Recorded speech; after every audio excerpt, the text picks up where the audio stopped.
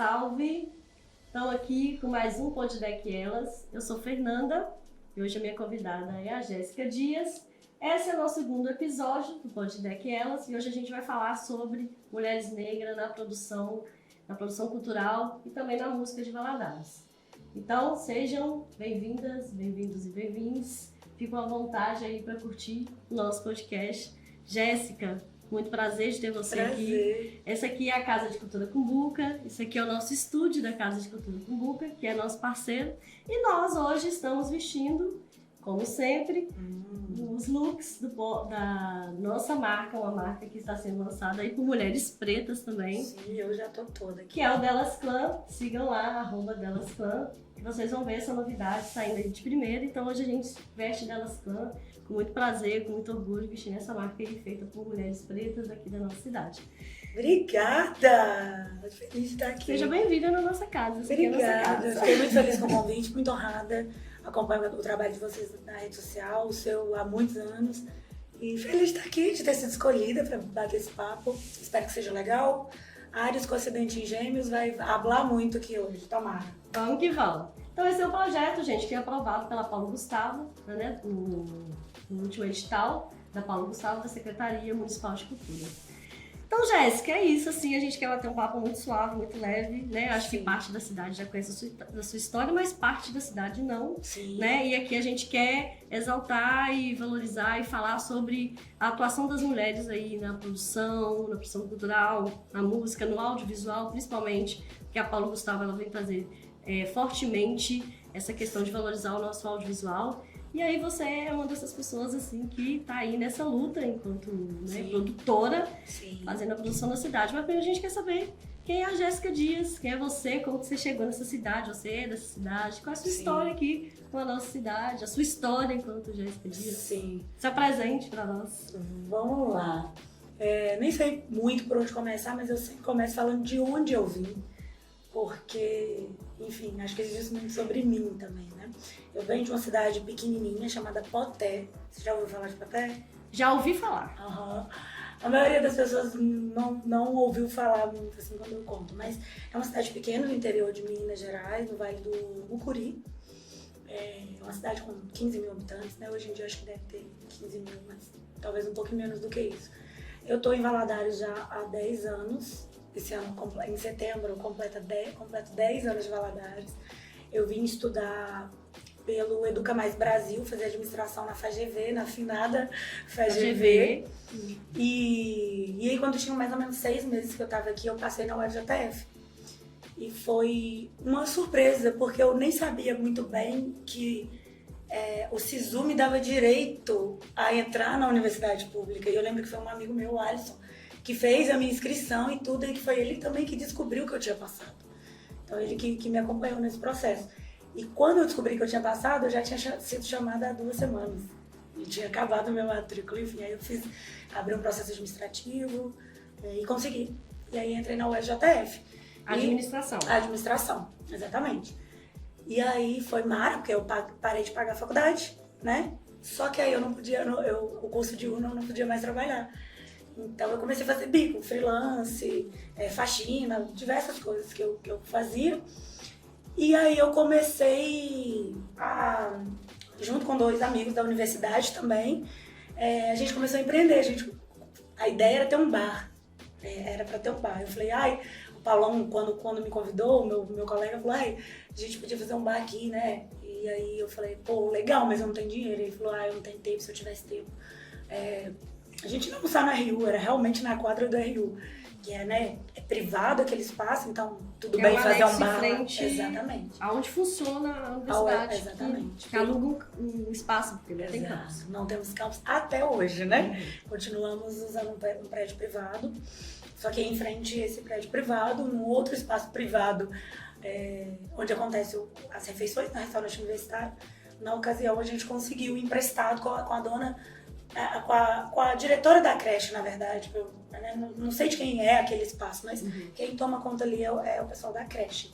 Madre Teresa de Calcutá, inclusive. Muito obrigada, dona Beth, que deixou a gente. E aí a gente começou a empreender lá, fazer um bar. E foi assim que começou a minha história aqui em Valadares. Começamos a fazer um bar ia chamar atenção, ia chamar mais atenção. E aí, quando a gente viu, tinha virado um evento mesmo, que onde tem universitário não costuma ter paz, não. E aí, virou rock, tinha que ser festa mesmo, foi muito legal. Era uma não paz divertida. Eu cheguei aí, eu acho, quando ainda era um bar, né? Ali em frente. Que legal. Eu cheguei aí. Mas assim, não me identificava ainda muito com o ambiente universidade. Sim. Quando a universidade veio para Valadares, foi uma luta muito grande para ela vir. Eu venho das universidades privadas, né, da cidade. Eu imaginava que a universidade fosse trazer para a gente aqui uma identidade cultural, algo que movimentasse mais a cultura da cidade. Sim. Que é o que eu vivia nas cidades universitárias, da qual eu frequentei na minha adolescência, nos carnavais. Eu senti uma presença da universidade muito forte, com ações culturais na cidade. E eu tinha essa esperança, mas eu não vivi isso no FJF. Eu fui viver e acessar esse espaço, a universidade, através das festas de república, né? Que foi onde que eu comecei a fazer parte um pouco daquele mundo ali, conhecer as pessoas, a universidade, através das festas das repúblicas. Eu lembro da Mahala, que fazia uma festa grande, que tinha as festas da universidade. Rock Mahala. Rock da Mahala. E foi aí que eu vi que tinha realmente uma efervescência de cultura, mas foi só através disso, e não através da instituição, Universidade Federal. Eu acho que o Boteco nasce assim, muito próximo da época da Mahala. Mahala vem antes, né? No Boteco, inclusive João, Eldin, Luiz Márcio, eles contribuem também muito para essa formação inicial do Boteco, motivando que algumas dessas conversas que eram muito importantes para a universidade e consequentemente para o social acontecessem dentro da quadra. Então, por exemplo, ia ter uma reunião do movimento estudantil, aí eles faziam ali no boteco, tomando uma cerveja, ia ter um saiaço, acontecia lá, ia ter uma preparação de uma oficina para fazer cartazes para alguma manifestação, então era muito legal. Mas eu também não tinha nenhuma experiência universitária, porque eu estava construindo a minha experiência universitária. Então era muito buscando referência em cidades, mas muito relacionada aos eventos. Então eu com os meus colegas sócios, né, a gente tinha essa visão empreendedora e eu construindo a minha visão social. Então assim, eu lembro que nessa época, isso foi 2014, 2014 para 2015, assim, logo na época da greve, teve uma greve logo anterior à inauguração do Boteco. Eu lembro de ter a oportunidade de viajar mais com a universidade. Aí eu fiz uma viagem para o Rio de Janeiro, para emergências, fiz uma para um encontro nacional de estudantes da Uni. Então, eu também estava me descobrindo enquanto ser social, político. E aí eu acho que isso também tentava ser usado no meu negócio, mas ao mesmo tempo eu tinha 2 colegas que também estavam, que era legal essa diversidade de ideias, mas que estavam mais focados em fazer o evento, o empreendimento acontecer. Negócio, e eu talvez era esse elo entre o empreendimento e as questões da universidade. Social, exatamente. E era muito legal também, porque eu também via empreendedorismo nisso no sentido de oportunidade, de fazer as coisas acontecerem. É como se eu estivesse fazendo um evento que eu quisesse consumir e que eu também não tinha dinheiro, por exemplo, não tinha dinheiro para ir no bar do Fred, que era o bar universitário quando a gente chegou aqui. Porque lá no bar do Fred é o bar que os estudantes vão, os estudantes das outras faculdades, né? Adoro o bar do Fred, mas a gente não podia pagar. Então, o Boteco também nasce com muitos estudantes fazendo as coisas. Então, os freelancers eram estudantes, quem cantava eram estudantes, era tipo assim, quem ia se apresentar. Então, ficava tudo meio que entre nós ali, era muito legal. Eu acho que era muito potente também. E eu acredito que alguma mudança, uma das coisas que a universidade fez, é como se a universidade tivesse feito Boteco, sabe? Porque desde a escolha do nome, para chamar Boteco Federal, foi num grupo da UFJF que a gente fez aqui, volta aqui, qual é o nome que vocês querem? Eu queria Tribos, por exemplo. E aí ganhou esse Boteco Federal, que era a sugestão do meu amigo. E, enfim, aí eu acho que a história da UFJF, que é de 2010, né? Meio que casa com isso, que o Boteco existiu uns 8 anos depois. Então foi muito legal. E quando o Boteco sai desse universo, que é ali universitário, e ele ganha a cidade. E o que isso traz também para o boteco e também traz para a cidade, enfim, como foi fazer essa transição ali de um espaço mais universitário para um espaço... Eu lembro que o boteco teve uma festa chamada St. Patrick's. Por causa dessa minha proximidade com os meninos, tinha uma outra república que se chamava Colundria. Não sei se você já ouviu falar dessa república. E eu era muito amiga dos meninos de lá, assim como eles também eram muito amigos dos meninos da Marral. E os meninos da Colundria me falaram, faz uma festa, o Lohan especificamente, o Bufu falou assim, faz uma festa St. Patrick's. Isso é muito famoso, eu nunca tinha nem ouvido falar de St. Patrick's. Eu falei, quem é esse santo que eu nunca ouvi falar dele? E aí a gente fez uma festa St. Patrick's e ela foi tipo assim, a gota d'água, porque vinha sendo um barzinho que abria toda quinta e sexta e dando cada vez mais gente. Mas o dia que a gente lançou esse evento, e feito a muitas mãos, porque na ocasião não tinha como pagar ninguém direito, e do nada tinha gente, outro dia não tinha, bombou muito na cidade. Isso trouxe muitos olhares de muitos concorrentes, que não eram concorrentes diretos, porque não tinha nada que competir comigo exatamente, né, com a gente, mas trouxeram muitos olhares. E aí esses outros empresários, homens, que trabalhavam com entretenimento, começam a perseguir mesmo, literalmente. Então, assim, denúncia atrás de denúncia. Então, começa a ir muita polícia, começa a ir muito bombeiro, começa vigilância sanitária. Às vezes vai todo mundo junto. E a gente, tipo assim, a gente abriu dia 6 de janeiro. Choveu todos os dias. Foi numa época que até teve enchente, inclusive. E choveu muitos dias de janeiro, choveu muitos dias de fevereiro. E aí, em março, meio que para de chover. Porque quando tá acabando o verão, aí às vezes chove.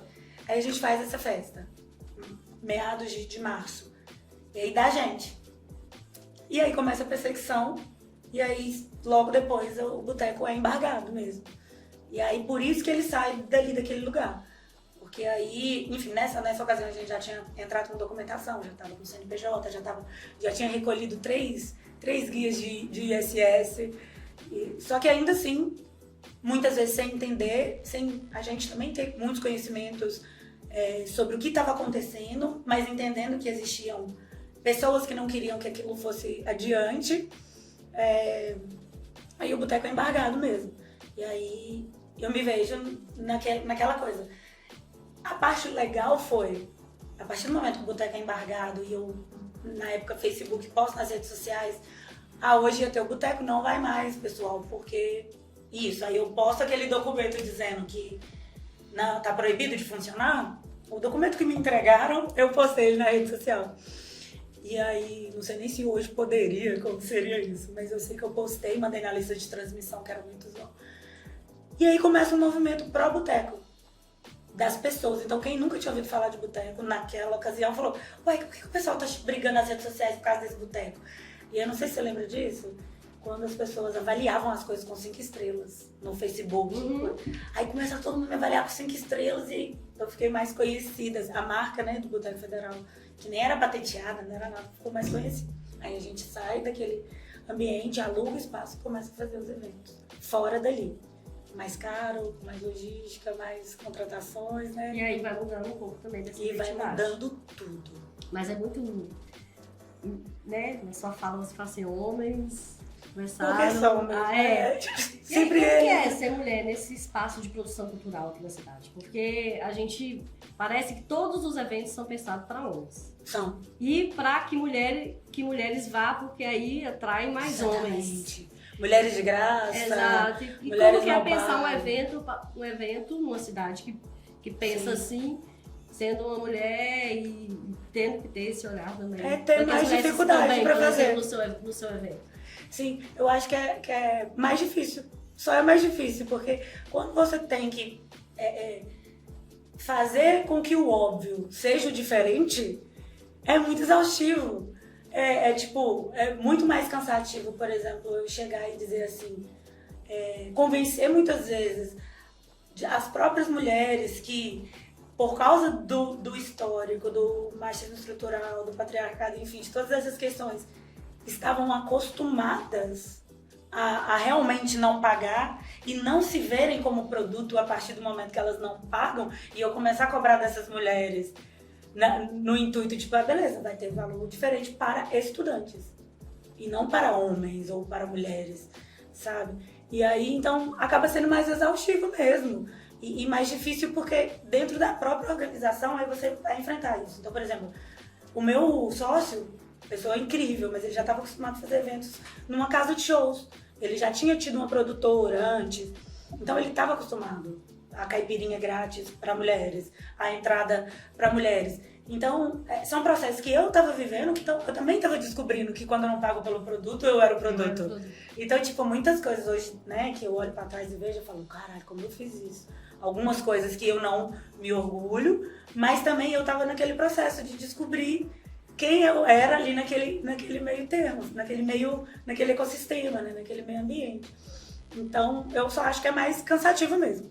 É mais cansativo por todas as questões de ser mulher mesmo, de conciliar a universidade junto com isso, porque eu ainda era estudante. Tomava muito pau, recuperava. Os professores ficavam, meu Deus, que você vai ver a aula de novo. Mas aí é uma reunião na hora da aula, é uma compra que você tem que fazer, enfim. Então é mais exaustivo, eu vejo como mais difícil, mais necessário. E aí teve aquele momento que você falou, não dá mais, teve esse momento, teve... Vários. Mas foram rápidos, né? Por exemplo, esse dia que eu fui embora, depois daquele documento na minha mão falando que eu não podia mais abrir, pra mim aquilo era não dá mais. Tipo, eu lembro de estar indo, eu tinha uma vizinha, em 2007, eu indo nela assim, embora, descendo o Pinheiro, eu pensava assim, caralho, e agora? Porque aquilo ali me fazia permanecer na cidade. Porque eu não tinha grana, meus pais estavam passando por uma fase super difícil, não podiam me mandar grana pra me manter aqui e aquilo ali me sustentava. Só que eu não sabia, a gente não sabia precificar as coisas. Era também uma ilusão de estar sendo sustentado. Mas aí você vai fazendo, a cada semana você vai fazendo para aquela semana, sabe? E vai sobrevivendo, e vai resistindo, e vai existindo. E aí muitas vezes eu pensei que não dava mais. Então, tipo assim, a cada reunião que você vai na prefeitura e que eles falam não pra você, e aí você não sabe, eu falo, tá, mas eu não posso fazer uma quadra por quê? E essa pergunta, ela não é respondida, ela não é, tipo assim, qual que é o motivo? O que eu preciso fazer pra fazer? Porque eu tava indisposta. E eu também tinha atraído olhares e tinha pessoas querendo me ajudar. Uhum. Alguns, como é que é? Gato por lebre, essas coisas, tipo assim, alguns lobo mau em pele de cordeiro, sei lá, essas ditos populares. Mas... Algumas pessoas querendo me ajudar de verdade, e outras querendo. Não, outras só se aproveitar daquele momento. Mas eu não sabia o que eu tinha que fazer. E aí, por não saber, a gente migra de lá. E aí, começa a fazer em outros lugares mesmo. E até hoje eu não sei direito, assim, o que eu precisava ter feito. Ninguém nunca me explicou. Pra eu permanecer lá, o que eu precisava. Porque, enfim, fomos fazendo algumas coisas. Tem que botar uma grade aqui pra não chegar... Aí vem as burocracias. Exato. Aí tem que botar extintor. Aí bota, mas aí vai e me embarga com 4 extintores, sabe? Tipo... Nada era suficiente mesmo. Até hoje eu não sei o que rolou direito. Eu fui em um boteco, assim, porque, como eu te disse, era um evento ainda muito distante, porque eu não tô na bolha da universidade. Né? Eu sou muito distante desse, e gosto muito de sair, vou em muitos, né, muitos eventos, produzindo muitos eventos, mas enfim, você convida uma MC nossa, que é a MC Dora, vai estar, e a gente vai. E aí eu vou no meu primeiro boteco, mesmo sabendo aquele dia do boteco. Então aquela foi a minha primeira vez. E vi vários públicos lá, sim. O público principal é o universitário, assim, pelo que eu entendo ali. Sim. Né, mas eu vi vários outros públicos, assim. E como é que foi essa transformação de público? Como que é também trabalhar com um nicho ali, que é o universitário, agora com grandes festas, que tem festas com cantores a níveis nacionais, que esse público mantém, né? Que festas que traz gente de fora, e agregar outros grupos, outros movimentos, né? Palcos diferentes, corpos e identidades diferentes. Como é que foi? Sim. Talvez eu esteja usando muita palavra desafiador, mas eu não consigo encontrar outra, assim. É difícil mesmo. É chato, é trabalhoso, e, enfim, por causa de todos esses contextos, principalmente pela falta de grana. Eu demorei muito a entender que existia também... Eu nunca, por exemplo, me inscrevi num edital para realizar aquilo com algum dinheiro, sabe? Porque eu sempre acreditei e quis fazer isso, e tinha isso muito consciente, de que o boteco não era para ser só uma festa de entretenimento. Então a gente sempre pensou, no conforto das mulheres, por exemplo, na segurança das mulheres, das pessoas LGBTQIA+, com algumas parcerias, né? Por exemplo, com o IF, que era a União Igualdade de Força, que estava sempre lá fazendo a tenda saque para esses acolhimentos.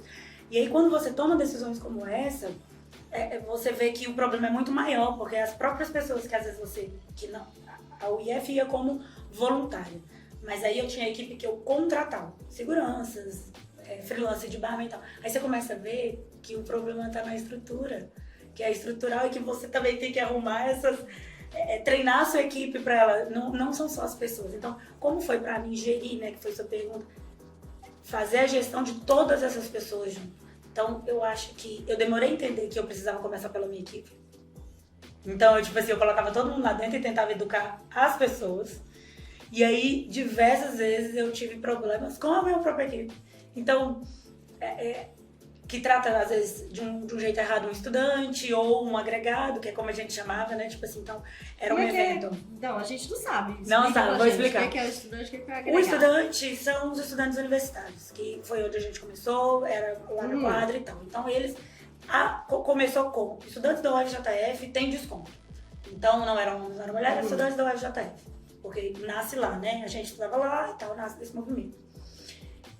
Quem não era da universidade era o agregado, que estava agregando ali. Eu era agregado. Você era um agregado naquela festa. Então, ainda que você fosse estudante de outra universidade, você era considerado um agregado.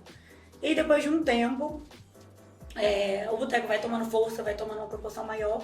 Então, a gente começa a fazer parceria, a gente é procurado também pelas outras universidades, pelas outras faculdades. Quando começam, né, também esses movimentos de atlética. Então, a gente também quer participar. Aí agrega mais gente. Quando agregam as pessoas das outras universidades, já fica mais diverso. É muito legal, é o meu evento dos sonhos, um público diverso, mas fazer a gestão das pessoas diversas dentro do evento era muito difícil. Então, existiam brigas, existiam ciúmes, existiam... a universidade vendo um espaço sendo tomado, então algumas pessoas muito felizes com esse espaço ocupado por mais pessoas, por mais diversidade, e aí começa a ser difícil planejar o line-up, começa a ser difícil planejar quem vai trabalhar, porque tem que ser uma pessoa que vai ter tato para lidar com todo mundo, para ter conhecimento. Então, foi mais ou menos isso, mas logo mais eu aprendo que eu preciso começar a fazer a gestão da equipe, então a gente começa a fazer treinamento, reuniões maiores de alinhamento, explicar para as pessoas, o que são as siglas do LGBTQIA+, AP+, por que não pode isso, por que você está revistando, por exemplo, uma menina negra e não está revistando a menina branca que passou na sua frente, o que aconteceu?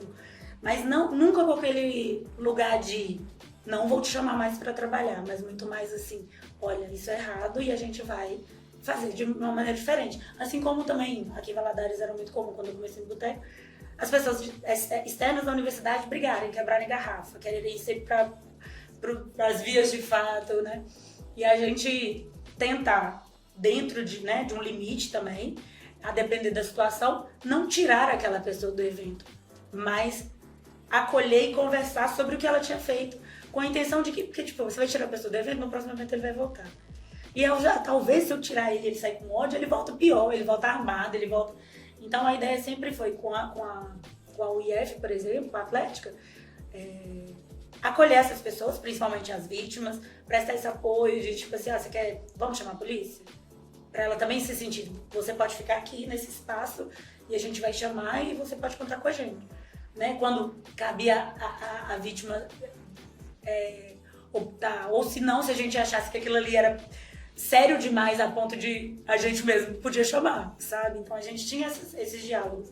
Mas foi isso, é difícil, mas eu achava que era esse papel que era legal do boteco e da universidade na cidade. Era fazer essa gestão das pessoas mesmo, incluir, né, as outras faculdades, sobretudo, e nessas trocas que acontecem, porque senão a gente fica só nas nossas bolhas, no nosso mundinho, achando que tudo é, né, enfim, um mar de rosas. E hoje vocês continuam com essa ligação com a universidade? Há uma troca de diálogo? Vocês conseguem... Olha, não tanto.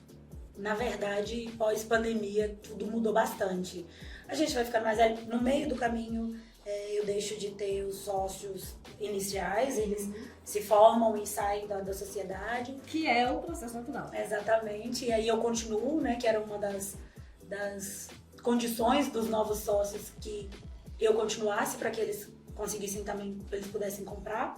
E nesse momento atual, a gente está adormecido, digamos assim, a gente não tem feito. Muito por causa desses desafios todos pós-pandêmicos, né? A gente sabe que a cultura, o entretenimento tem passado por desafios muito grandes, né? Teve aquele boom pós-pandemia, todo mundo quer evento, todo mundo meteu louco. E agora a gente vê, inclusive, grandes empresas, né? Como Rock in Rio, como Lollapalooza, Breve Festival, tendo questões de logística, às vezes de não agradar ou de ter muito hate, né, nas redes sociais, porque o perfil do público mudou também.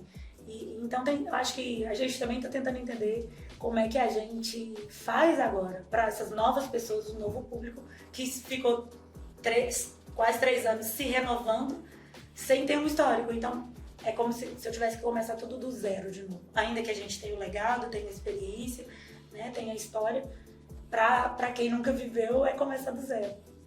Tá, então pra gente encerrar esse bate-papo, começar do zero é falar o quê? O que são os seus projetos, o que você tá fazendo, o que você tá trazendo de novidade, você tá dando tempo, como é que você tá, o que a gente vai ter aí? Eu acho que eu tô cansada. Ai, que ótimo. Eu acho que eu tô cansada, como acho que a maioria das pessoas que trabalham e assim, as pessoas que trabalham com isso, com esse viés da importância social e da importância que a gente tem no social. Mas por quê? Eu acho que assim, o governo passado cansou a gente um pouco. A gente agora tem mais esperança, mas ao mesmo tempo tem os desafios tecnológicos, do novo público, né? Do local. Tem também o que a gente foi, como fomos transformadas nesse período que ficamos em silêncio, acuadas, sozinhas.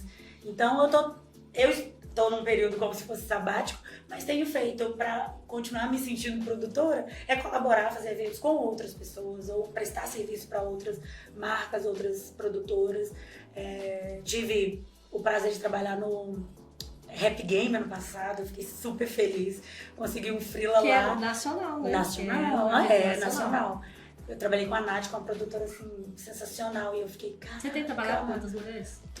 A Nath formou uma equipe só de mulheres pro Rap Game. Tipo assim, pelo menos na equipe de logística, ela é responsável de logística, ela formou uma equipe só de mulheres. E tipo assim, e aí você vê as artistas chegando, tipo, Tasha 3 chegando, e aí a equipe cheia de mulher. Aí você vê, sei lá, Marechal, e a equipe, a Upsala, que é a produtora dele, mulher, bravíssima. Então, tipo assim, foi muito legal. E aí eu tenho, tipo assim, feito esse movimento de procurar me especializar mais. Agora eu quero aprender mais sobre editais, pra eu fazer as coisas, que aqui em Valadares muitas vezes eu tive que fazer coisas que eu não gostava, que eu não me identificava, porque eu precisava sobreviver, porque eu precisava de dinheiro. Então, desde a escolha de alguns artistas, desde o tipo de música que vai tocar, tipo assim, de eu querer, por exemplo, fazer um palco de rap e às vezes as pessoas, tipo assim, eu prefiro, sabe, outra coisa. Eu sei, enfim, a gente sabe. Então, perseguição e sobre então nesse momento exclusão, eu tenho procurado mais assim, manter a saúde mental. Estou prestando serviço numa ONG agora, como analista de projetos. Então, justamente para eu aprender sobre projetos sociais, para eu aprender como é que também é isso por trás das câmeras o backstage das produções sociais. Então é isso. E tem feito Brasileiríssima, que é um evento menorzinho. Isso. E aí eu consigo fazer o que eu gosto para as pessoas que entendem, que gostam de ouvir música inteira, que valorizam a cultura de verdade, que valorizam também as trocas durante o evento, que se respeitam, onde as pessoas também podem se beijar, se vestir como elas quiserem. Então tô nessa vibe agora. Que bom. Então a gente vai encerrar. E eu queria muito te agradecer e dizer que é inspirador mesmo, né? É muito difícil trabalhar com produção e produção cultural nessa cidade. E sendo uma mulher preta, é mais difícil ainda, porque a gente olha às vezes e não se vê nos próprios eventos. E a gente quer falar como a gente vai mudar essa história e é isso. E que você inspire outras meninas, sabe? Tomara. E que a universidade ela seja também uma universidade que fomente mais. Que você estando lá fomentou isso, mas que outras pessoas que estejam lá fomente. Que vem outras Jéssicas. Outras Jéssicas, né, outras repúblicas, que volte esse movimento, porque eu acho que a cidade precisa que a universidade ela é esse espaço que traz essa produção. Total. Então, assim, eu agradeço, fico Obrigada. muito feliz, seja muito bem-vinda aqui. Obrigada. Sabe, vamos construir essas parcerias. A Sim. gente aqui é um espaço totalmente alternativo, não é um espaço do hip hop, né? Mas é um espaço que a gente também está aprendendo a produzir nossas próprias coisas, fazer nosso próprio movimento. Temos Conte comigo. mulheres maravilhosas que estão Eu ajudando vi, gente, na uma equipe produção. só de mulheres. Vai botar no making off as carinhas de todo mundo. Tá lindo. E vamos encerrar. Né? Você pode dar o seu agradecimento, mas antes de você dar o seu agradecimento, quero falar que a gente vai encerrar com a trilha sonora nossa hoje, que é Mari Mendes. Maravilhosa, que é uma cantora aqui da cidade, uma artista aqui da casa. E ela traz um som autoral pra gente. Nós vamos encerrar nosso podcast curtindo ela aí, que gravou aqui, especialmente pra nós. Arrasa, muito obrigada. Estou muito feliz de ter sido convidada, escolhida para estar aqui, que eu acho que são pessoas muito legais, vão sentar nessa cadeira, eu tenho certeza. E feliz de contar uma história, que realmente eu possa inspirar outras meninas. E contem comigo se tiver alguma coisa aqui, em algum momento que eu possa agregar, pra gente bater papo, pra gente trocar experiência, eu tô super disponível. Obrigada. Isso aí, pode dar que elas, tá encerrando esse episódio, fique com Mari Mendes. Obrigada.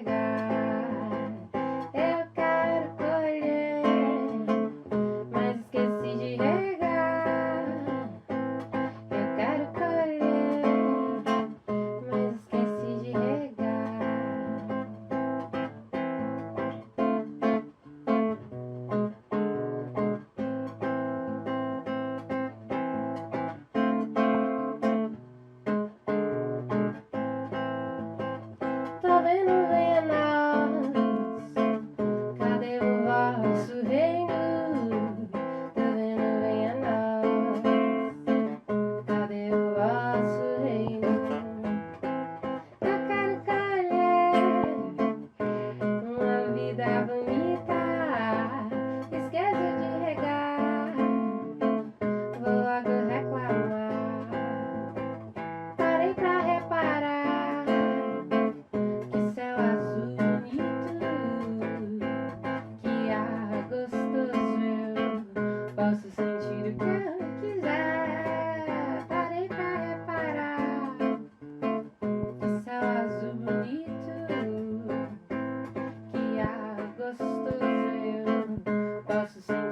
o que quiser. Fala só não entrar, porque eu não deixo entrar. Me impede de crescer com esse pessimismo. Me impede de crescer com esse comodismo. Eu quero colher, mas esqueci de regar. Eu quero colher, mas esqueci de regar. Eu quero colher, mas esqueci de regar. Eu quero colher, mas esqueci de regar.